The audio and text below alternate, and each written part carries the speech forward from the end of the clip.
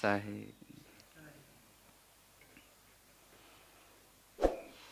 परम पूज्य सदगुरु श्री अभिलाष साहेब जी एक ज्ञान वैराग्य साधना और स्थिति संपन्न एक महान प्रतिभावान संत थे, अंतर्मुखी संत थे। उनका जीवन अपने आप के लिए तो पूर्ण कल्याण प्राप्त था ही, दूसरों की साधना, शांति और जीवन सुधार और यहाँ तक कि गृहस्थी में आपसी प्रेम, एकता, संगठन, आर्थिक उन्नति और मानसिक शांति सब प्रकार से सबके लिए लाभदायी था। उन्होंने केवल साधना की सीख नहीं दी, बल्कि व्यवहार की भी सीख लोगों को दी और तमाम जो सामाजिक संकुचितताएं थी, अनेक मन की मलिन भावनाएं लोगों की थी, उन सब को भी गुरुदेव जी ने पवित्र करने में लोगों का बड़ा काम किया। उन्हीं महापुरुष पर इन दिनों चर्चा हो रही है। आज का प्रसंग है गुरुदेव की कृपा दृष्टि। यह घटना 18 अगस्त 2007 की है। उसके 2 दिन पहले ही गुरुदेव जी अपने कई संतों के साथ, जैसे पूज्य संत श्री धर्मेंद्र साहेब जी, संत श्री कृपा शरण साहेब जी, संत श्री गुरु रमन साहेब जी, ब्रह्मचारी श्री करमचंद साहेब आदि कई संतों को साथ लेकर के नवापारा छत्तीसगढ़ गए। वहाँ पर ध्यान शिविर होने वाला था और उसी की तैयारी में गए। वहाँ पहुँचे, लोगों ने स्वागत सत्कार किया। स्नान आदि करके जब निवृत्त हुए तो एक देवी पहुँच गई। पास गांव की एक देवी थी, अनसुईया जी नाम था उनका, वृद्धा थी। उनके पति का नाम था गुलाब सिंह गोटिया और वे काफ़ी अस्वस्थ चल रहे थे और रोते हुए कहने लगी कि गुरुदेव, मेरे पति आपकी बहुत याद करते हैं, आप वहाँ चल करके दर्शन देने की कृपा करें। वे बहुत बीमार रहते हैं, वृद्ध तो है ही हैं, अब उनका अंतिम दिख रहा है, इसलिए आप एक बार चल करके वहाँ उनको दर्शन दें, वे बराबर आपकी याद करते रहते हैं। गुरुदेव जी ने कहा कि ठीक है, शाम को मैं आऊँगा, तुम चलो अभी। वो गई देवी। शाम को गुरुदेव कुछ संतों के साथ अपने गए। गुलाब सिंह जी खाट पर बैठा दिए गए थे, बैठे थे। वस्तुतः उनके शरीर में कैंसर हो गया था, ब्लड कैंसर, और इसके कारण से वे काफ़ी परेशान, पीड़ित रहते थे। जैसे ही आप पहुँचे, वे फल, नारियल, पैसे, कुछ कपड़े आदि भी रखे थे, समर्पित किए, बंदगी किए, खाट पर बैठे बैठे ही। गुरुदेव जी ने पूछा कैसी तबीयत है? कहे साहब बस ऐसे ही है, बहुत दर्द रहता है। उनको बताया नहीं गया था कि कैंसर बता देने से इनको कहीं मानसिक प्रेशर ना हो जाए और मन में सदमा ना आ जाए, इसलिए बताया नहीं गया था। कहे बहुत दर्द रहता है। गुरुदेव जी भी उनको नहीं बताए, कहे सब ठीक हो जाएगा और ये शरीर की यही दशा ही है, घबराओ मत, मन को ठीक रखो बस। ये शरीर अंततः सबको रुलाता है और किसी ना किसी ढंग से यहाँ पर दिक्कतें, तकलीफें और ठंडी गर्मी, भूख प्यास की समस्या तो सबके पास है ही है। रोग भी आ जाते हैं। साहस रखो, धैर्य रखो और जो होगा सब थोड़े दिनों में समाधान हो जाएगा। तो बहुत खुश हुए वे। उन्होंने कहा कि गुरुदेव आप आए मेरे लिए, चल करके वहाँ से दर्शन दिए और बड़ी कृपा हुई, मुझे बड़ी शांति मिली आज आपके दर्शन करके। आपने और भी कुछ समझाया कि अपने स्वरूप की याद करो, ये शरीर तो कूड़ा कचरा है और ये तो आजकल में ये होना ही है। कितना भी शरीर स्वस्थ रहे और मजबूत रहे, हष्ट-पुष्ट रहे, वह भी बूढ़ा होगा, रोगी होगा, तकलीफें आएंगी और शरीर छूटेगा भी। तो ये होना है, जब होना ही है निश्चित, तो फिर काहे को पीड़ित होना। अपने स्वरूप में रहो, उस निज स्वरूप चेतन आत्मा में कोई दुर्घटना होने वाली नहीं, कोई दर्द की संभावना नहीं, कोई रोग और बुढ़ापा नहीं वहाँ होता है। इसलिए मन में खूब साहस रखो। इस प्रकार थोड़ी देर कुछ ज्ञान की चर्चा सुना करके आप चल दिए। उन्होंने पुनः बंदगी प्रणाम किया। अगली घटना है, गुरुदेव पहले भक्तों में बराबर जब कार्यक्रम हो तो लोग अपनी अपनी जगहों में बुलाते थे और जाते थे, लेकिन धीरे धीरे सबका शरीर बूढ़ा होता ही है। पूज्य सद्गुरु श्री अभिलाष साहेब जी का भी शरीर धीरे धीरे बुढ़ापे की ओर पहुंच ही गया था। उनकी उम्र उन दिनों लगभग 72-73 साल की हो गई थी, ज़्यादा ही हो गई थी। तो छत्तीसगढ़ में ये ज़्यादा चक्कर रहता था कि कोई कार्यक्रम जब हो जाए 2 दिन या 3 दिन का, उसके पश्चात लोग बुलाते थे अपने अपने घरों में पूजा बंदगी के लिए। पधरौनी उसे कहते हैं।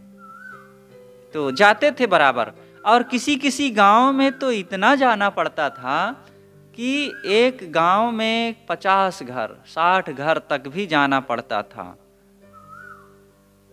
10-5 घर तो स्वाभाविक हर गांव में होता ही था, लेकिन कुछ गांव में बहुत ज़्यादा जाना पड़ता था, पूरा लाइन लगी रहती थी। और इस कारण से दिन भर में 2 बार सत्संग देना, लोगों से मिलना जुलना, प्रवचन सुनाना, पढ़ना लिखना, और फिर शाम को करीब 8 बजे 9 बजे तक ये करते रहना, तो थक जाते थे। तो इधर ढलती उम्र में फिर आपने एकदम टाइट होकर के रोक दिया। लोगों को बहुत कष्ट हुआ कि गुरुजी आप आए हैं, हमारे घर दर्शन नहीं देंगे, चरण नहीं रखेंगे तो कैसे बनेगा। लेकिन गुरुजी कहे कि अब ये चरण धरने की बात छोड़ो, थोड़े दिनों में चरण ही खत्म हो जाएगा। तो अब परेशानी होती है, इकट्ठा पंडाल में सत्संग स्थल में आओ, यहाँ ज्ञान विचार का लाभ लो और घर घर बुलाने का रोग छोड़ो। जिससे कल्याण हो उस ज्ञान विचार को समझो और उसको ग्रहण करो। तो इस प्रकार से बंद कर दिए थे जाना। लेकिन फिर भी ऐसा नहीं था कि कहीं जाते ही नहीं थे, विशेष परिस्थिति बस जब लोग कहीं चाहें तो जरूर जाते थे।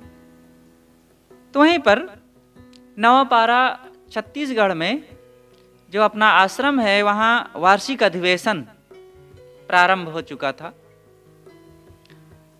तो एक दिन कुछ भक्त लोग आए और आपके दर्शन किए और कहे कि गुरुजी हमारे घरों में थोड़ा थोड़ा आपको चलना है। तो 2-3 लोग आए हुए थे।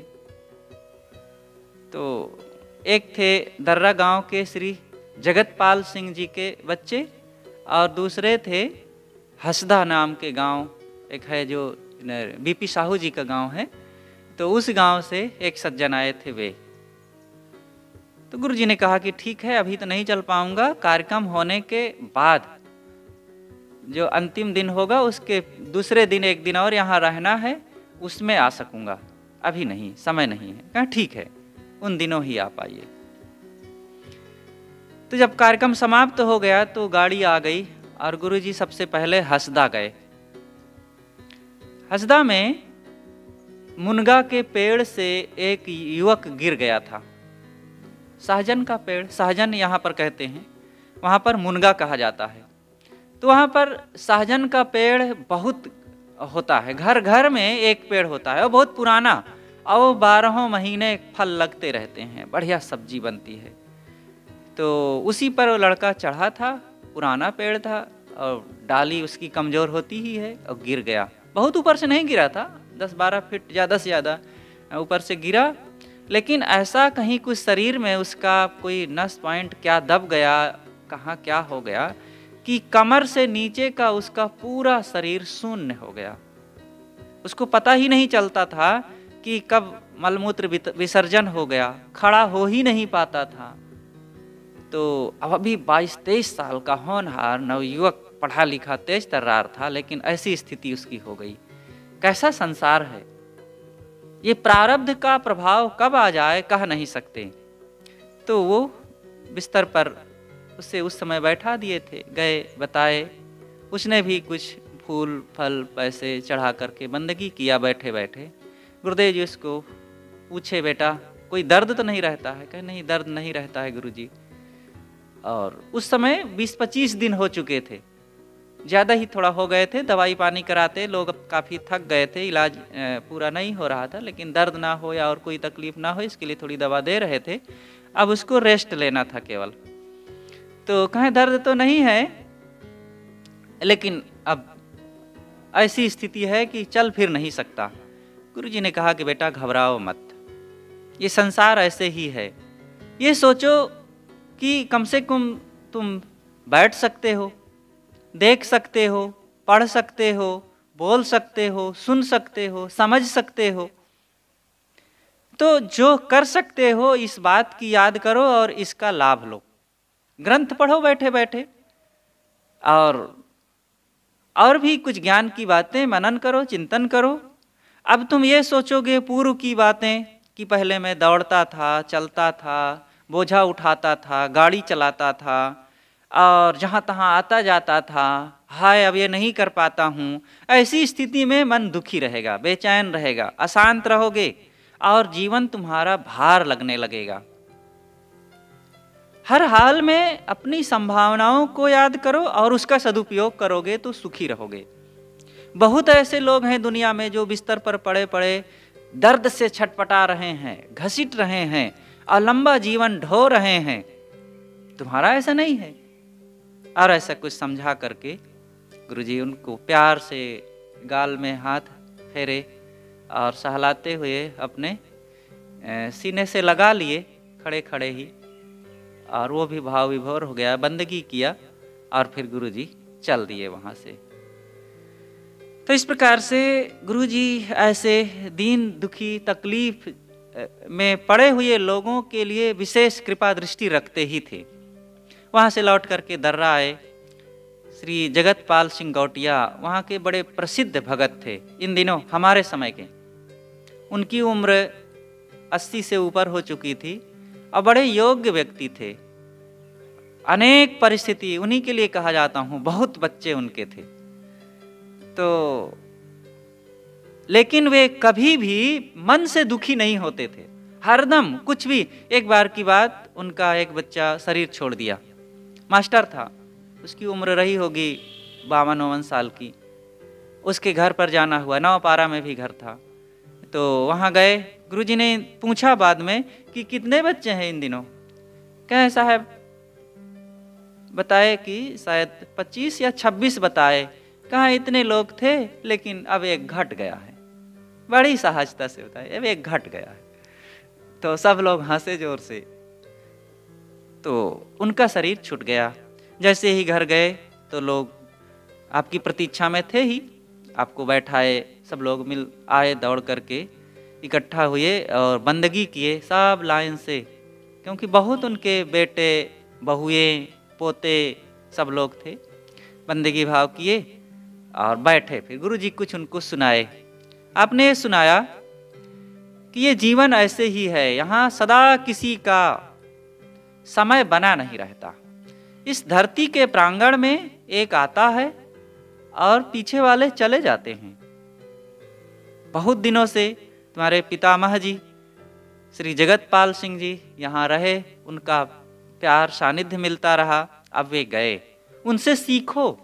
सीखना यह है कि वे किसी भी परिस्थिति में दुखी नहीं होते थे, हर हाल में हंसते रहते थे। कितनों उनके सामने दुखद घटनाएं घट जाएं, कईयों के शरीर छूटे, कुछ हानि हो जाए, वो बहुत बेचैन नहीं होते थे, सहज रहते थे। तो गुरुजी ने कहा कि सीखो उनसे और अपने अपने मन में मजबूती लाओ, अज्ञान भक्ति के क्षेत्र में आगे बढ़ो, जीवन को सुधारो। केवल धन रुपए पैसे भौतिक चीजों के लिए ही ना दौड़ते रहो, बल्कि आत्मिक कमाई करो, मन की शांति का काम करो, क्योंकि वही एक साथ जाने वाला है। सदगुरु कबीर ने कहा है, बने जो कुछ धर्म कर ले यही एक साथ जाएगा, गया अवसर न फिर तेरे न हरगिज हाथ आएगा। इस प्रकार थोड़ा वहाँ भी सबको ज्ञान विचार की बात सुनाते हुए, मन को धैर्य देते हुए आप वहाँ से भी चल दिए। अगला प्रसंग है गुरुदेव जी श्रावस्ती में। श्रावस्ती बहराइच जिला में उत्तर प्रदेश में पड़ता है। अब तो श्रावस्ती अपना एक खुद जिला हो गया है। तो 25, 26, 27 नवंबर 2007 को गुरुदेव जी का कार्यक्रम इकौना नाम के बाजार में था। श्री संत लाल जी और शांति देवी, उनके पिताजी, माताजी, ये सब लोग मिलकर के गुरुदेव जी का कार्यक्रम लिए थे। तो वहाँ 3 दिन का कार्यक्रम हुआ। तीसरे दिन समय निकाल करके बीच में ही, जब सत्संग नहीं था, श्रावस्ती तथागत बुद्ध की तपस्थली में जाने के लिए समय निकाला गया। गुरुदेव जी और भी पहले वहाँ जा चुके थे, लेकिन अब की बार फिर से जाना हुआ। और अक्सर गुरुदेव जी जहाँ महापुरुषों संतों की तपस्थली, जन्मस्थली या कोई भी ऐसी जगह होती थी तो जरूर जाते थे। कहीं भी हो, किसी भी मत पंथ के संत हों, वहाँ पर आप जाने का सदैव शौक रखते थे। तो वहाँ भी गए संतों को लेकर के। इकौना से 7 किलोमीटर कुल पड़ता था श्रावस्ती। तो जैसे ही वहाँ गए, विशाल क्षेत्र, महात्मा बुद्ध का वहाँ पर एक साम्राज्य दिखता है। आज भी वहाँ पर अब नए ढंग से कुछ हो गया है। थाईलैंड की कुछ माताएं वहाँ रहती हैं, वहाँ से कुछ संचालन लोग करते हैं, यहाँ पर आकर के वे लोग काम करते थे। तो सबसे ज़्यादा भारत में श्रावस्ती में ही देखा गया कि तथागत बुद्ध की उस जगह में लोगों ने काफ़ी प्रगति किया है। तो थाईलैंड वालों ने वहाँ पर बड़ा काम किया। जैसे ही अंदर पहुँचे सामने, तो एक माता जी आई, दौड़ करके गेट खोली, अंदर ले गई, स्वागत की, बैठाई। वहाँ पर एक विशाल हाल बना हुआ है। जब वो बन रहा था तब भी एक बार गुरुजी गए थे, तो देखने में बड़ा अद्भुत लग रहा था कैसे बन रहा है। लेकिन जब दोबारा गए सन 2007 में, तो बन चुका था। अब की बार एकदम विशेष भव्य दिख रहा था। 200 फीट लंबा, 100 फीट चौड़ा और 20 फीट ऊंचा। बीच बीच में बहुत सारे पिलर भी थे। सफ़ेद पत्थरों से बड़ा आकर्षक, चमकदार पूरा लगा था। सामने, हाल के सामने एक तथागत बुद्ध की विशाल मूर्ति थी जो धातुओं से बनी हुई थी। अंदर जब गए तो शांत वातावरण। माता जी ने ला करके चटाई कुछ बिछा दिया। गुरुदेव जी संतों के साथ वहाँ बैठे और कुछ देर ध्यान किए। 10 मिनट ध्यान के पश्चात फिर आप बोलने लगे। तथागत बुद्ध के साधना, एकांतवास, उनके विचार, उनका संत समाज, इस पर चर्चाएं किए कि वे एक राजपुरुष थे और राजपुरुष से साधु पुरुष कैसे हो गए, और उनके विचार, उनकी एकांत प्रियता, उनकी साधना समाधि कैसी थी। हम सब लोगों को ऐसे महापुरुष से प्रेरणा लेनी चाहिए। हम संतों के ऐसे ही त्याग, वैराग्य, साधना संपन्न कुछ जो पूर्व के महापुरुष हो चुके हैं, यही तो प्रेरणा स्रोत हैं। यही तो हमारे आधार स्तंभ हैं, पथ प्रदर्शक हैं, आगे बढ़ने के लिए साहस देने वाले हैं। तो इस प्रकार गुरुदेव जी कुछ देर तथागत बुद्ध के बारे में बताए और फिर घूमने के लिए निकले। वहीं पर तथागत बुद्ध के उस आश्रम के परिसर को जेतवन कहा जाता था और उनके विशेष निवास को गंधकुटी कहते थे। तो जहाँ पर तथागत बुद्ध की गंधकुटी थी, आज भी वहाँ पर लोग दीप जलाते हैं, धूप जलाते हैं और जा करके वहाँ मत्था टेकते हैं। विशेष पर वहाँ आज भी बना हुआ है, जो खंडहर रूप में है, थोड़ा सा कुछ दीवार है, लेकिन विशेष रूप से कुछ बना दिया गया है। बड़ा शांत वातावरण रहता है, आज भी बड़ा अच्छा लगता है। वहाँ जा करके बैठने का मन होता है। गुरुदेव जी ने बताया कि यहाँ पर 26 वर्षावास तथागत बुद्ध ने किया है। 26। सबसे ज्यादा अपने जीवन में साधना के काल में उन्होंने कहीं पर समय बिताया तो वो श्रावस्ती में, उस जेतवन में बिताया। और वो तथागत बुद्ध की एक प्रकार से असेंबली थी। वहीं से कानून बन करके पूरे भारत में जहां भी भिक्षु संघ रहता था वहां जाता था नियम, इस ढंग से रहना है, इस ढंग से समाज में उपदेश करो, और इस ढंग से तथागत बुद्ध ने, भगवान ने नियम बताया है। वहीं से सारे कानून बनते थे। और उस श्रावस्ती में जेतवन को तैयार करने के लिए अनाथ पिंडक का सबसे बड़ा योगदान था। अनाथ पिंडक का अपना एक बड़ा इतिहास था है कि तथागत बुद्ध उन दिनों वैशाली में थे। उनकी महिमा ख्याति सुन करके कि एक महान त्याग तपोनिष्ठ वैराग्यमान संत वैशाली में हैं, तो दर्शन करने के लिए अनाथ पिंडक गए थे। अनाथ पिंडक एक बहुत बड़े सेठ थे उस समय के, और वहाँ गए, उनके सानिध्य में रहे और उनसे प्रभावित हुए। उनके विचार और उनकी रहनी को जब देखे तो बहुत प्रभावित हुए। उसने सोचा कि मैं अपने यहाँ तथागत को बुलाऊं और उनकी सेवा करूं, लेकिन कैसे करूं? उनके लिए तो जगह होनी चाहिए। उनका भिक्षु संघ रहता है, उनका भक्त समाज रहता है, आश्रम होना चाहिए, तो कोई जगह चाहिए। मेरे पास ऐसी कोई जगह नहीं है इतनी बड़ी। तो साकेत नरेश प्रसेनजीत से उन्होंने चर्चा किया कि आपका जेतवन मैं खरीदना चाहता हूं और मैं वहां पर महात्मा बुद्ध के लिए आश्रम बनाऊंगा। और महात्मा बुद्ध से प्रसेनजीत प्रेम नहीं रखता था, वैर भाव रखते थे। कहें कि मैं उनको दे नहीं सकता, तुम्हें दे नहीं सकता। उन्होंने बहुत आग्रह किया अनाथ पिंडक ने। कहें अनाथ पिंडक, अब तुम इस जमीन में मोहरे बिछा दो सोने की तो भले मैं दे दूं, अन्यथा दे नहीं सकता। तब अनाथ पिंडक ने कहा कि तो सौदा हो गया। फिर प्रसेनजीत ने कहा, सोचा था कि कहाँ ये सोने की मोहरे पूरी जमीन पर बिछा सकेंगे और कहाँ मैं दे सकूंगा, तो उन्होंने यूं ही कह दिया था। तब फिर उन्होंने कहा सेठ जी ने कि फिर सौदा हो गया और मोहरें आने लगी गाड़ी और छकड़ों में लद करके। पूरी जमीन में मोहरें बिछा दी गई, पूरी जमीन ढक गई और आश्चर्य में पड़ गए। तब प्रसेनजीत ने पूछा कि अरे तुम ये सब मोहरें इतना जिंदगी भर की कमाई क्यों लुटाए दे रहे हो? उन्होंने कहा भगवान बुद्ध आ रहे हैं, वे कोई साधारण संत नहीं हैं, जिनके दर्शन करने से, जिनकी एक झलक देखने मात्र से, जिनकी वाणी सुन लेने मात्र से, जिनके सानिध्य में पहुंच जाने मात्र से जीवन का कल्याण होता है, मनुष्यों का उद्धार होता है, वे आ रहे हैं। कितना बड़ा सौभाग्य है। ये सब क्या होता है? ये सोने चांदी या रुपए पैसे, उनकी सेवा में मैं तो अपनी जान दे सकता हूं, और आप मोहरों की बात कहते हैं। और फिर इतनी बात सुनकर के तो प्रसेनजीत भी पिघल गया। और फिर जमीन आ गई, उसकी तैयारी की गई, आश्रम बने और फिर उनको बुलाया गया।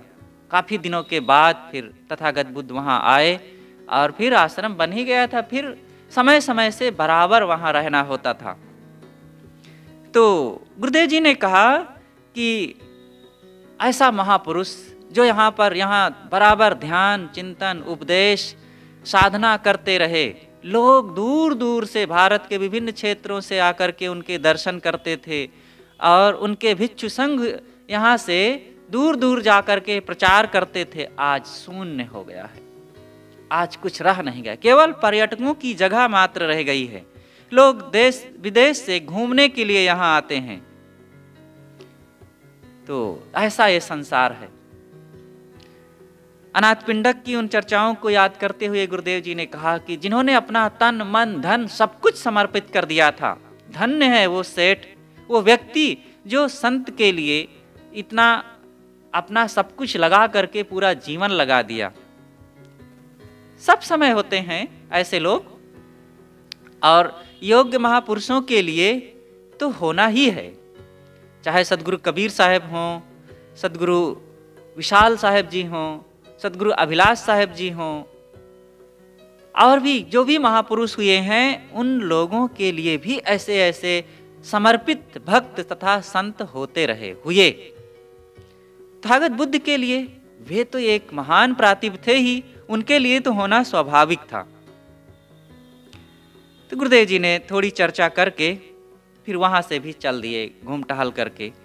बड़ा अच्छा लगा सब लोगों को। सभी संत थे, करीब उन दिनों 14-15 लोग थे, कुछ साथ में भक्त लोग भी थे, और वहां पर देख करके आ गए। अगली घटना है गुरुदेव जी वैशाली में। श्रावस्ती ये बहराइच से लगा हुआ है, अपना एक अब स्वतंत्र वो जिला बन गया है, एकौना के पास पड़ता है। लेकिन ये वैशाली बिहार में, श्रावस्ती उत्तर प्रदेश में है, वैशाली बिहार में पड़ता है। 10-11 मई 2008 को गुरुदेव जी का मंसूरपुर में, एक गांव है मंसूरपुर, वहां पर कार्यक्रम था 2 दिनों का। तो दूसरे दिन गुरुजी का भी मन था कि वैशाली घूमने चलना है, भक्तों का भी मन था कि गुरुजी आएंगे, आपको वैशाली घुमाने के लिए ले चलना है। सुबह ही 5 बजे गाड़ी आ गई, क्योंकि दिन में धूप भी हो जाती, गर्मी के दिन थे, करीब अप्रैल या मई का समय था। तो सुबह ही गाड़ी आ गई, 5-5:30 बजे तक चल दिए सभी संत। साथ में और भी अनेक संत थे, पूज्य संत श्री धर्मेंद्र साहेब जी, पूज्य श्री कृपा शरण साहेब जी, श्री गुरुभूषण साहेब जी, श्री सत्येंद्र साहेब जी, श्री वीरेंद्र साहेब आदि कई संत थे, और भी कई ब्रह्मचारी थे। तो इस प्रकार से हम लोग सब गए। सबसे पहले जैसे ही कुछ किलोमीटर चले तो एक कुआं खोदते समय वहां एक बहुत बड़ी मूर्ति मिली थी, और वो मूर्ति ऐसी थी, चतुर्मुखी मूर्ति। ब्रह्मा, विष्णु, महेश और सूर्य, ये 4 मुख ऊपर उसमें बने हुए थे। बहुत बड़ी मूर्ति, विशाल। वो कुआं खोदते समय वहां पर निकली थी। तो उस मूर्ति को देखे, और उत्तर प्रदेश सरकार द्वारा उस मूर्ति के लिए अब एक मंदिर बन रहा था जो निर्माणाधीन था। तो वो देखे थोड़ा, उसके पश्चात आगे गए, जहां पर जैन मत के 24वें तीर्थंकर महावीर स्वामी की जन्मस्थली है, पावापुरी। पावापुरी में महावीर स्वामी जी का जन्म स्थान है।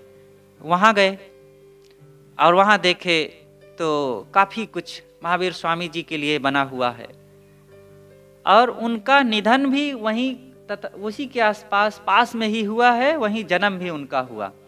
और वे बहुत लंबी यात्राएं नहीं किए, ज़्यादा एकांतवास रहते थे, साधना करते थे, और थोड़ा उनका जीवन थोड़ा सा भ्रमण हुआ है। इसके पश्चात फिर गुरुदेव जी वहां गए जहां पर तथागत बुद्ध ने भिक्षुणी संघ के लिए, भिक्षुणियों को संघ में प्रवेश करने के लिए इजाजत दी थी। वो वैशाली की जगह थी। वहां से लुम्बिनी से चल करके महामाया और यशोधरा, ये सब कौन कौन चल करके आई रही कि भगवान के संघ में अब हमको भी मिल करके साधना करनी है। लेकिन कई बार पहले चर्चाएं हुई थी, वे संघ में मिला नहीं रहे थे नारियों को।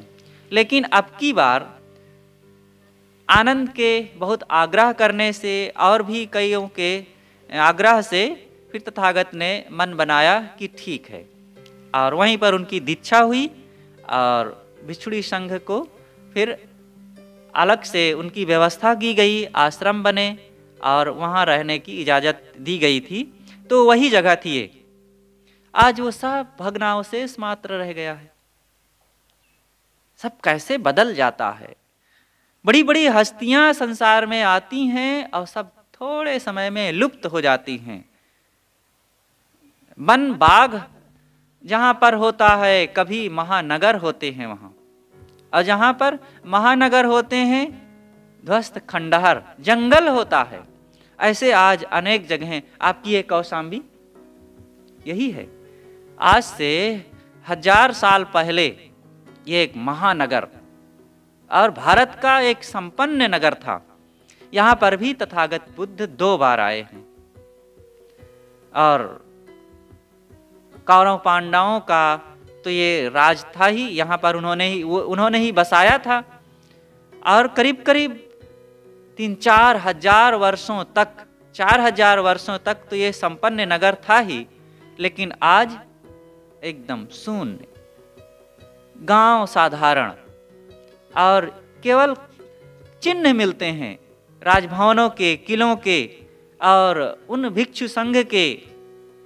ऐसे है संसार। ऐसे वहां पर वैशाली की भी दशा थी। आगे और बढ़े, देखे जहां पर एक स्तूप है, सम्राट अशोक ने लगवाया था, जो करीब करीब 30 मीटर ऊंचा और ऊपर शेर की 4 मूर्तियां बनी हुई है, चतुर्मुखी थी। तो उसमें प्रकृति भाषा में काफी कुछ संदेश लिखा था, लेकिन वो आज पढ़ना मुश्किल है, समझ में नहीं आता क्या लिखा है। उसके पश्चात आगे बढ़े, वहां से लौट करके जापानी बौद्धों के एक मंदिर में गए। वहां पर थाईलैंड और जापान के लोगों ने ज्यादा काम किया है, कुछ तिब्बत वाले भी हैं। तो इस प्रकार एक विशाल मूर्ति देखे तथागत बुद्ध की, और एक स्तूप बना हुआ है। स्तूप मालूम है किसे कहते हैं? स्तूप का मतलब होता है बौद्धों में एक बहुत बड़ा ऊंचा बना दिया जाता है, समाधि जैसा बहुत ऊंचा और दूर तक के घेरे में, और गोल गोल ऐसा बना रहता है, तो उसे स्तूप कहते हैं। तो उस स्तूप में चारों तरफ बुद्ध वचन, उनके संदेश लिखे हुए थे, और चारों तरफ समाधि मुद्रा में, विश्राम की मुद्रा में, उपदेश की मुद्रा में और लोगों से मिलने जुलने की मुद्रा में, इस प्रकार से बुद्धत्व प्राप्ति की मुद्रा में ये 4 बड़ी बड़ी मूर्तियां लगी हुई थी और स्वर्णिम कलर की। और सामने एक विशाल घंटा टंगा हुआ है जो जापान से आया हुआ है और बहुत बड़ा। अब उसका तरीका ही बजाने का कुछ अलग है, आप शायद देखे होंगे। वहां से चल करके वैशाली नगर का अवशेष देखे। वैशाली नगर भी था जो कभी, आज वो भग्नावशेष, खंडहर, शून्य, कुछ ईंट पत्थर मिलते हैं बस, मिट्टी रूप। वैशाली नगर के अवशेष पर खड़े होकर गुरुदेव जी ने संतों से कहा, यहाँ अंत में किसी का कुछ रह नहीं जाता, काल सबको पोंछ करके रख देता है। हाँ, जो महापुरुष हो चुके हैं उनकी साधना की तपस्थली में जाने से उनके सद्गुणों तथा जीवन की स्मृति सुगंधी मिलती है, तथा उन महापुरुषों के विचार, सील, समाधि, करुणा और उनकी शिष्य परंपरा आदि का कुछ स्रोत मिलता है। उनकी अंतर्मुखता रहनी याद करके गुरुदेव जी एकदम भाव विभोर हो जाया करते थे। और वो तो एक समाधिस्थ पुरुष थे। जब दूसरे समाधिस्थ पुरुषों की याद करते, उनके जगहों में पहुंचते, उनकी बातें लिखते थे, यही जीवन भर उनका काम ही था। तो वे सदैव ऐसे विचार वाले महापुरुषों की तलाश किया करते थे। ये सच्चे मन और सच्चे साधक की पहचान है, उसके अंतःकरण की यही पुकार हुआ करती है। हम लोग भी अपने अंतःकरण से पूछें, क्या पसंद करते हो? दुनिया की चकर मकर, रजोगुण, धन, ऐश्वर्य, मान सम्मान और तमाम रूप रंग आदि देखना, की साधनाशील समाधि स्थिति रहनी, बोध विचार की बातें, ऐसे विचार जहां से मिले, ऐसे महापुरुषों की बातें, वहां जा करके ये तर्क ना करो कि अब तो ये ईंट पत्थर है, यहाँ क्या देखने आना, सब संसार ऐसे ही है। ईंट पत्थर तो सब जगह है। जिसके लिए मन में बड़ा आकर्षण है, वो देखने के लिए नगर, गांव, बस्तियां और लोगों के बिल्डिंगें, गाड़ी, मोटर, वो भी तो यही है। लेकिन वहां से रजोगुण मिलेगा, चंचलता मिलेगी। लेकिन जहाँ पर संतों, गुरुजनों, महापुरुषों की जगह हैं, ईंट पत्थर ध्वस्त रूप होते हुए भी वहाँ उनकी साधना, शांति, तपस्या, त्याग, वैराग्य की सुगंधी है। और उसकी प्रेरणा लेकर के हमें अपने जीवन में शांति का लाभ लेना चाहिए। इस प्रकार से वैशाली भ्रमण करके गुरुदेव जी करीब 9 बजे तक वापस मंसूरपुर गांव पर आ गए। और नवल किशोर जी का जो कार्यक्रम था, वहाँ के भक्त श्री नवल किशोर जी जो बड़े अच्छे योग्य समय समय से अब भी मिलते रहते हैं, हमें बराबर वे आग्रह करते रहे कि साहब आइए, लेकिन जाने का संयोग ना पड़ा।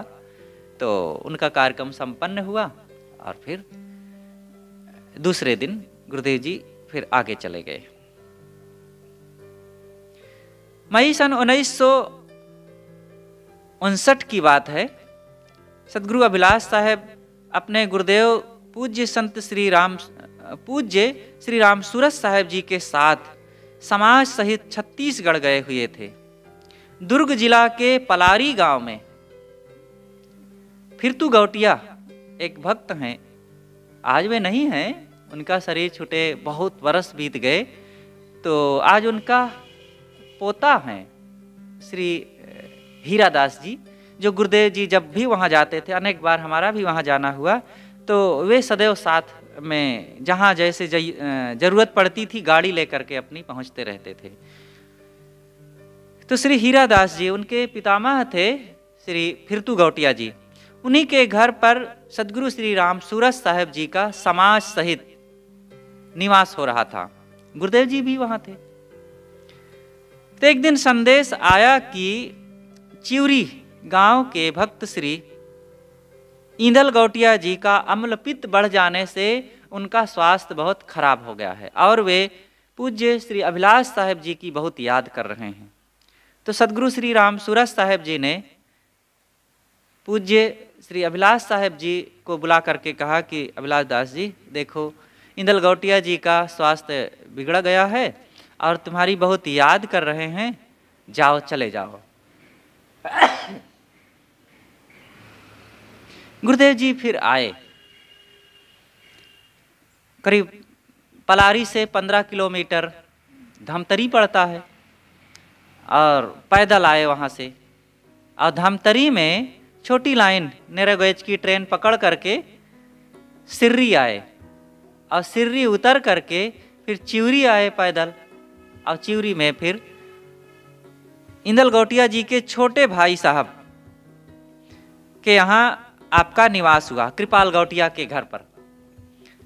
और आप फ्रेश हुए और फिर तुरंत नहा धो करके ईंदल गौटिया जी के पास गए और वे दर्शन करके बंदगी करके बहुत भाव विभोर रहे। ज़्यादा उन दिनों चल फिर तो पाते नहीं थे, काफ़ी असमर्थ थे। फिर गुरुदेव जी उनके पास बैठ करके कुछ बातें सुनाते, बड़ा भाव रखते थे। पूज्य सदगुरु श्री अभिलाष साहब जी अपने साधना काल के प्रारंभिक अवस्था से ही लोगों के बड़े श्रद्धेय हो गए थे और लोग आपको इष्ट रूप मानते थे। और जो समर्पित भक्त लोग कुछ ऐसे पारखनिष्ठ थे और बड़े ज्ञान विचार में जो आगे बढ़े हुए थे, वे लोग तो क्या पूछना। होनहार विरवान के होत चीकने पात, जो ऐसे योग्य लोग होते हैं पहले से लोग उनकी परख कर लेते हैं और फिर ये नहीं देखते हैं कि ये पुराने हो जाएंगे तब हम इनकी पूजा सेवा और उपासना करेंगे, क्योंकि पुराने होते तक अपने ही चल देंगे। वर्तमान में हमें जरूरत है वो सेवा उपासना की और वो श्रद्धा भक्ति की। तो जब ऐसे योग्य लोग मिलते हैं तो जिस उम्र के हम हों और जिस उम्र के वे हों, इसमें उम्र सुम्र नहीं देखी जाती है, बस पात्रता देखी जाती है, उनके हृदय की पात्रता क्या है। तो पूज्य सदगुरु श्री अभिलाष साहब जी के प्रति श्री ईंदल गौटिया जी, फिरतू गौटिया जी, नूर सिंह गौटिया जी और कृपाल गौटिया जी, इस प्रकार से ये सभी लोग छत्तीसगढ़ के और भी अनेक नाम हम सबका कहाँ बता सकते हैं, क्योंकि आज ये 50 साल पुरानी बातें हैं। लेकिन कुछ कुछ जो गुरुदेव जी से सुन रखे थे और भी वहाँ की जनश्रुतियों से सुने थे, उनके नाम आज याद हैं। तो इन सब के प्रति थोड़ी सी चर्चा कर दी जाती है। मन में बड़ा भाव रहता है, जब भी वहाँ जाते हैं इन लोगों के लिए मन में बड़ी भावना जगती है। उनके परिवार के लोग मिलते हैं और उनसे मिल करके मन को बड़ी खुशी होती है, क्योंकि गुरुदेव जी के सब लोग निकटतम लोग थे। जब भी ईंदल गौटिया जी का स्वास्थ्य ज़्यादा खराब होता, वे तुरंत गुरुदेव जी की याद करते, लोग आपको संदेश पहुंचाते और गुरुदेव जी शीघ्र ही उनके पास आ जाते। और उनको कुछ ज्ञान विचार का उपदेश करते। और वे जब भी गुरुदेव जी आते तो फिर अपनी तरफ से कुछ फूल चढ़ावें, बंदगी करें। और कभी कभी ऐसा भी कहते कि गुरुदेव आप अपना पैर मेरे सीने पर रख दीजिए, मुझे बड़ा संतोष मिलेगा। गुरुदेव जी के ना चाहते हुए भी कभी कभी आपको ऐसा करना पड़ता, तो वे प्रसन्न हो जाते। यही सब करते हुए 2 दिन बीत गए और तीसरे दिन सद्गुरु श्री रामसूरत साहेब जी अपने संत समाज सहित आ गए। एक दिन सद्गुरु अभिलाष साहेब जी, सद्गुरु श्री रामसूरत साहेब जी और भी संत जन उनके पास खड़े थे। सुबह सुबह का समय था और गुरुदेव कुछ उनसे बातें कर रहे थे, उनको कुछ ज्ञान विचार की, संसार की क्षणभंगुरता की, आत्मा की अमरता की बातें बता रहे थे। और यही करते धरते उनको अचानक हिचकी आई और उनका शरीर छूट गया संतों के सामने ही। तो ये इंदल घोटिया जी का गुरुदेव जी के साथ जो संपर्क रहा, उनका जो भाव था, आपने जो उनके ऊपर कृपा दृष्टि की, ये सब का एक छोटा सा संस्मरण था जो बड़ा ही रोचक और ज्ञान बोध से भरा हुआ था। गुरुदेव जी की उदारता। 3 अगस्त 2009 की बात है। गुरुदेव जी कबीर नगर आश्रम में थे। सुबह करीब 8-9 बजे का समय था। एक संत गुरुदेव जी के पास आए। वे बड़े सादे रूप में रहे, वृद्ध थे। तो वे मिलना चाहे। मैंने जाकर के सूचना दिया गुरुदेव जी को कि गुरुदेव एक संत आए हुए हैं। तो कहा ठीक है, बुला लाओ। तो वे संत गए, बंदगी किए, बैठे। तो वे संत बड़े साधारण कपड़े में आए और गुरुदेव जी के पास बंदगी करके बैठे। कपड़े उनके फटे हुए थे, बाल भी बिखरे हुए थे, अस्त व्यस्त, किंतु उनकी मना स्थिति बहुत अच्छी थी। गुरुदेव के पास उनको ले जाया गया। बंदगी करने के पश्चात उन्होंने कहा, सरकार आज्ञा हो, अब जा रहा हूं। गुरुदेव जी ने कहा, कहाँ जाएंगे? संत ने कहा, मेरे गुरु जी का आश्रम गुजरात में लिमड़ी में पड़ता है, वहां जाना है। गुरुदेव जी ने कहा, भोजन कर लीजिए। उन्होंने कहा कि जलपान हो गया है, अब जाना चाहता हूं और भोजन करने में बहुत समय हो जाएगा। गुरुदेव जी ने मुझे बुलाया, इन्हें बंडी दे दो। देखे कि उनका कपड़ा काफ़ी फटा हुआ था, तो गुरुदेव जी ने कहा कि बंडी हो तो लाओ, दो, काफ़ी फट गई है। तो मैंने 2 बंडी ला करके दिया। साथ में फिर आपने कहा कि जा रहे हैं, कुछ खाने पीने की भी व्यवस्था करो, कुछ फल दे दीजिए। गुरुजी खुद गए, पैसा निकाले। मैंने तब तक फल निकाला, तो फल भी दिए, पैसा भी दिए, कपड़ा भी दिए। और बड़े प्रेम से, बड़े प्यार भाव से कहते हैं कि वहाँ के संतों को भी हमारी ओर से मंगल कामना कहिएगा और संभाल करके जाना। तो इस प्रकार जहाँ जैसी योग्यता देखते, गुरुदेव जी जब कोई संतों को पाते थे तो बड़ा उनके लिए प्यार उमड़ पड़ता था। और ये नहीं देखते थे कि कैसे हैं। वे अनपढ़ भी रहे लेकिन बड़े अच्छे संत रहे। लिमड़ी संत गुजरात में एक, ये कच्छ भुज क्षेत्र में पड़ता है शायद, वहाँ पर गए हैं हम 1 या 2 बार गुरुदेव जी के साथ। विशाल आश्रम है, तो वहीं के संत थे। अंतिम में फिर गुरुदेव जो चलने लगे तो आपने कहा कि कुछ पुस्तकें भी दे दो। तो मैंने हंसा सुधि करो अपने देश एक पुस्तक ला करके दिया और बहुत गदगद हुए वे संत। बड़ी प्रसन्नता पूर्वक फिर बंदगी किए और चल दिए। तो इससे ये कोई बड़ी घटना नहीं है, लेकिन सद्गुरु श्री अभिलाष साहेब जी के व्यवहार, उनका व्यक्तित्व, उनकी मनःस्थिति और उनके स्वभाव का पता चलता है इन बातों से। और हम लोगों को ये प्रेरणा मिलती है कि हमें भी कैसे सरल मन से लोगों की सेवा करते हुए, संतों के प्रति श्रद्धा रखते हुए उदार चित्त का होना चाहिए।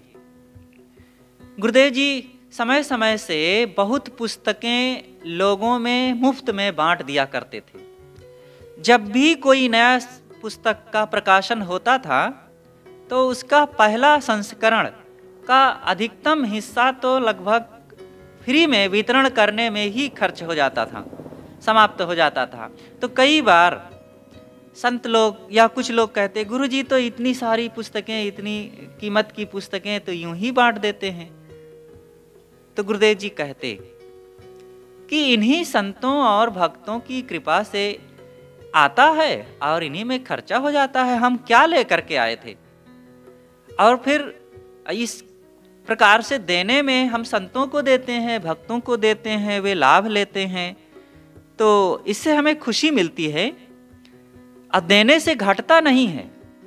इस प्रकार आप खुले हाथ, खुले दिल से सदैव देते रहे। कभी भी नहीं ऐसा सोचे कि हम इतनी पुस्तकें बांट देंगे तो इतने रुपए की होगी और इतना नुकसान हो जाएगा। कभी नुकसान आपने सोचा ही नहीं, आपके जीवन में कोई नुकसान कभी आया ही नहीं। इस प्रकार आपने इन चीज़ों के लिए कभी भी अपने मन में नहीं रखा कि बांटने से घट जाएगा, ऐसा एक क्षण के लिए भी नहीं सोचा गया। बराबर प्रीतम नगर से, कबीर नगर में जब रहना होता था, प्रीतम नगर से हम समय समय से 1 महीना 1.5 महीना में एक बंडल पुस्तक ले ही जाते थे, अलमारी में रखते थे और वितरण होता ही रहता था। तो कपड़ा, पुस्तक, फल फूल, रुपए पैसे, ये सब आपका सहज स्वभाव था। जहाँ रहें देते रहें, वितरण करते रहो, जरूरतमंदों में दो, है तो दो, नहीं है तो कोई बात नहीं। तो अब फिर ऐसा उनका स्वभाव था, विचार था, जीवन था कि उनको कोई कमी नहीं रहती थी। कई बार तो कभी कभी कुछ धोखा देने वाले भी आपसे ठग भी ले जाते थे। बाद में पता चलता था कि ऐसा उसका स्वभाव था। कहे अरे ठीक है, कोई बात नहीं, हमें क्या ठगा, रुपया पैसा ले गए ना, और कोई हर्ज नहीं, ले जाने दो। तो इस तरीके से आप समाधान, सदैव समाधान में रहते थे। आपके मन में कभी ऐसा नहीं होता था कि कोई चीज घट रही है या हमारा कोई कुछ ले जा रहा है। सबसे बड़ा लाभ आपका यही रहता था कि मन की शांति, सब समय आत्मतृप्त रहते थे, आत्मसंतुष्ट रहते थे। और हानि किस बात की? 19 मार्च 2008 की बात है। गुरुदेव जी दुर्ग जिला के गुरूर नाम के बाजार में थे। एक दिन आप अपने निवास पर थे, एक देवी आई, वृद्धा थी, और आकर के रोने लगी और रोते ही कहा कि गुरुजी मेरे पति बहुत बीमार हैं। अब बस ऐसी भावना में चल करके आप थोड़ा वहाँ भी दर्शन दे दीजिए। लोगों के मन में होता था कि गुरुदेव जी चले जाएंगे तो वहाँ ठीक भी हो जाएंगे, अथवा ऐसा मन में भाव होता ही है कि शुभ होगा। और वो भक्त भी थी, तो इसलिए कुछ सेवा भी करना चाहिए और मन को शांति मिलेगी, संतोष मिलेगा। और कितना ठीक होंगे पति, ये बात अलग है, लेकिन उसका भाव था। और रोने लगी आकर के। गुरुदेव जी ने कहा कि तुम रोती काहे को, घबराओ मत, चलो तुम आगे आगे चलो, हम आते हैं। गुरुदेव जी चल दिए, साथ में साधक भी था। और जैसे वहाँ गए तो उनके पति एकदम शून्य थे, कुछ सुन नहीं सकते थे, बोल नहीं सकते थे, बात नहीं कर सकते थे, वो लेटे थे। जब गए गुरुदेव जी तो उनकी देवी बैठाई, उनका बेटा भी था, वो बैठा दी, वो बैठे रहे। लेकिन गुरुजी कुछ पूछे, कैसी तबीयत है, कुछ दर्द तो नहीं करता, पीड़ा तो नहीं है ज़्यादा? कुछ ना बोल सके। गुरुदेव जी ने कहा कि अब ये कुछ बोल नहीं सकेंगे, असमर्थ काफ़ी कुछ शरीर इनका हो चुका है, अब सेवा करो, बस सेवा करो, यही संसार है। जो कभी दूर तक चल लेते थे, दौड़ लेते थे, बोझा उठा करके चलते थे, बड़ा काम करते थे, आज बिस्तर से उठ नहीं सकते, यही होना है। और बेटे से कहे कि बेटा पिताजी की खूब सेवा करो, इससे तुम्हारे मन को संतोष रहेगा। बेटे का जितना, पिता का जितना प्रारब्ध होगा, इनकी प्रारब्ध यात्रा सरलता से बीतेगी। और समर्पित होकर के सेवा करना, घबराना नहीं। देवी को कहे कि घबराओ नहीं, बस थोड़े दिन का मामला है, साफ हो जाएगा, सारा संकट समाप्त हो जाएगा। और ऐसा कह करके चल दिए। इसी संदर्भ में एक दूसरी घटना इलाहाबाद की है। 31 जनवरी 2009 की बात है। गुरुदेव जी उन दिनों माघ मेले में प्रतिदिन प्रवचन देने के लिए आश्रम से जाया करते थे। वहाँ अपना छोटा कैंप लगता था, प्रवचन भी होता था, पुस्तकें भी बिकती थी, कुछ संत माघ मेले में रहते थे। तो एक भक्त हैं जो उत्तर प्रदेश गोंडा जिला रगड़गंज बाजार के श्री रामनाथ सेठ जी, उनकी पत्नी को कैंसर हो गया था और इलाहाबाद में ही एडमिट किया गया था, पार्वती हॉस्पिटल में। तो वहीं रहीं, रामनाथ जी का एक दिन फ़ोन आया। उन्होंने कहा कि गुरुजी, देवी जी को हॉस्पिटल में एडमिट किया गया है, आप आकर के वहाँ दर्शन दे देते तो अच्छा रहता। गुरुदेव जी ने कहा बिल्कुल आऊँगा, और मुझे वहाँ कैंप में जाना है और उधर से लौटते वक्त आऊँगा। प्रवचन समाप्त होने के पश्चात गुरुजी फिर लौटते वक्त गए और उनकी देवी बिस्तर पर पड़ी थी, काफ़ी असमर्थ हो चुकी थी, बढ़ गया था, संभावना नहीं थी कि वो बच सकें। उनको नहीं बताया गया था कि तुम्हें कैंसर है। गुरुजी भी गए, कुछ फल ले गए थे, प्रसाद रूप में दिए और वो बंदगी की, कुछ सांत्वना दिए। रामनाथ जी भी बहुत दुखी थे, उनको भी संभाले कि घबराने से कुछ नहीं होना है, ये संसार में यही होता है, जो उगे सो आथवे, फूले सो कुम्भिलाए, जो चुने सो ढई परे, जन्मे सो मर जाए, ये होना है। और सदा न कोयल बोलती, सदा न खिलते फूल। तो ये तो समय बदलता है, इतने दिन साथ में रहे और बहुत देश दुनिया को देखे और अब साथ बिछुड़ रहा है तो घबराना नहीं, दोनों को समझाए। इस प्रकार से कुछ शिक्षा उपदेश करके आप वहाँ से चल दिए।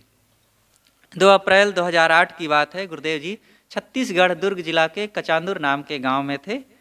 तो शाम को आप छत पर टहल रहे थे, साथ में हमारा भी रहना हुआ और इतने में थोड़ी देर बाद श्री देवेंद्र साहिब जी भी आ गए। तो तीनों लोग टहल रहे थे।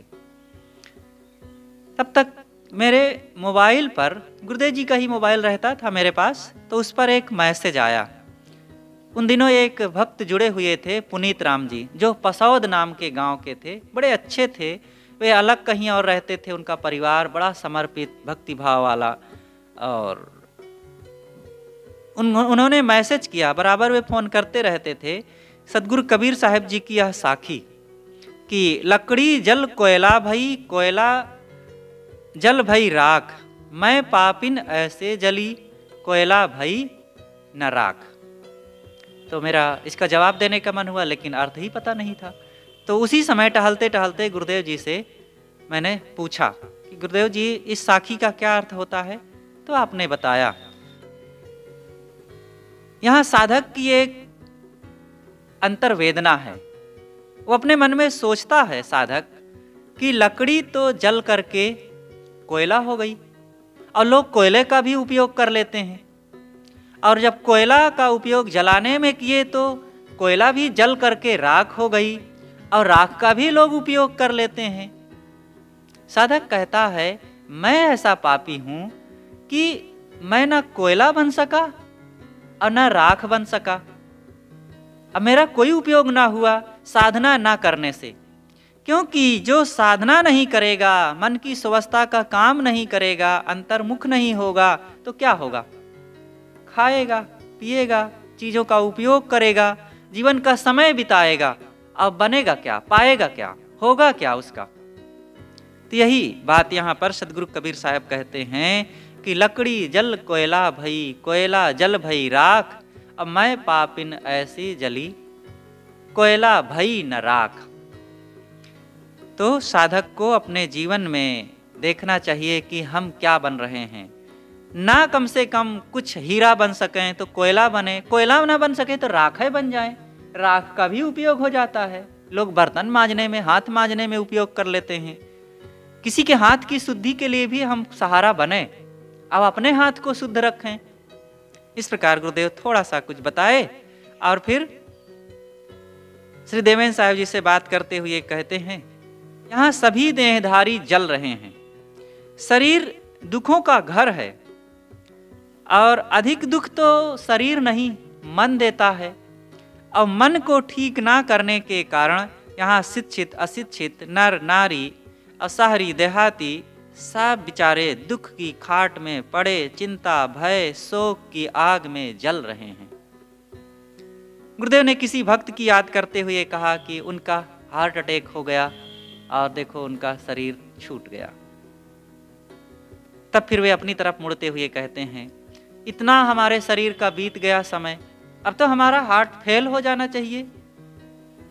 अब लोग कितना चले जा रहे हैं, अब आज भी हमारा शरीर बना हुआ है, अब इसकी कोई ज़रूरत नहीं है।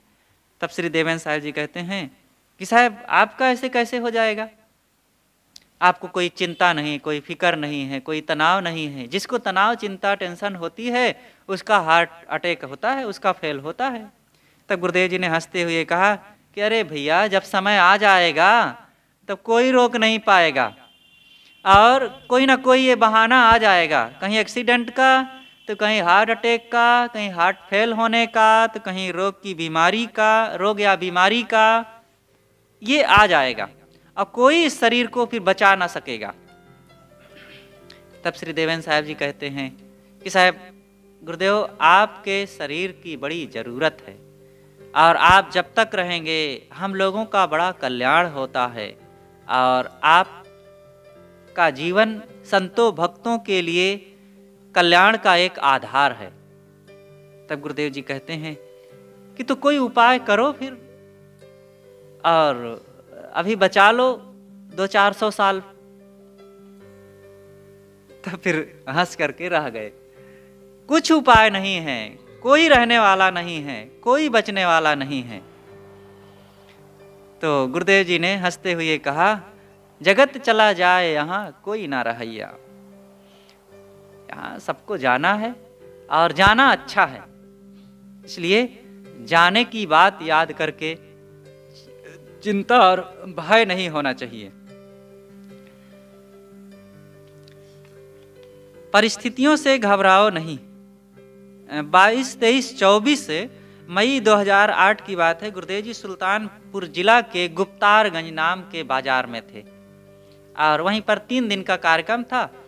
शालिक राम जी गुप्ता थे जो पोस्ट मास्टर थे, तो उन्होंने करवाया और बड़ा ही समारोह के साथ उन्होंने तैयारी किया। लेकिन पूर्व संध्या में ही बड़ी जोर से आंधी आ गई।